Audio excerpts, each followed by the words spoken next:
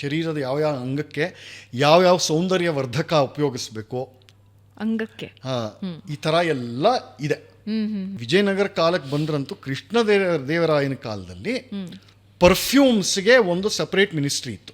ಒಬ್ಬ ಮಿನಿಸ್ಟರ್ ಇದ್ದಾಗ ಅದನ್ನ ನೋಡ್ಕೊಳ್ಳೋದಕ್ಕೆ ಪ್ರಪಂಚದ ಎಲ್ಲೆಲ್ಲಿ ಒಂದು ಪರ್ಫ್ಯೂಮ್ ಯಾವ್ದಾವ ಪದಾರ್ಥದಿಂದ ಒಂದು ಸುಗಂಧ ಬರುತ್ತೋ ಅದನ್ನೆಲ್ಲ ಇಂಪೋರ್ಟ್ ಮಾಡಿಸ್ಕೊಂತ ಆ ಮಿನಿಸ್ಟರ್ ಕೆಲಸ. ಅದು ಗಂಡಸರಿಗೂ ಆ ಡ್ರೆಸ್ ಕೋಡ್ ಇತ್ತು.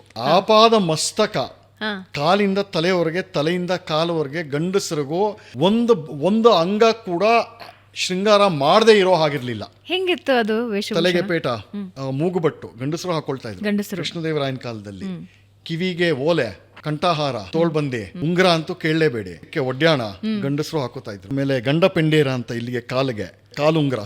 ಒಂದೇ ಒಂದು ಅಂಗಕ್ಕೂ ಅದು ಸೌಂದರ್ಯ ಇರ್ಬೇಕು. ಅದಕ್ಕೆ ಅಂದ್ರೆ ಇವಾಗ ಇದು ಬರೀ ಆಭರಣ ಇರ್ಬೇಕು. ಅದಕ್ಕೆ ಇದು ಬರೀ ಹೆಣ್ಮಕ್ಕಳ ಸೌಂದರ್ಯದ ವಸ್ತುಗಳಾಗಿವೆ. ಇಲ್ಲ, ಗಂಡಸರಿಗೂ ಇದೆಲ್ಲ ಕಂಪಲ್ಸರಿ.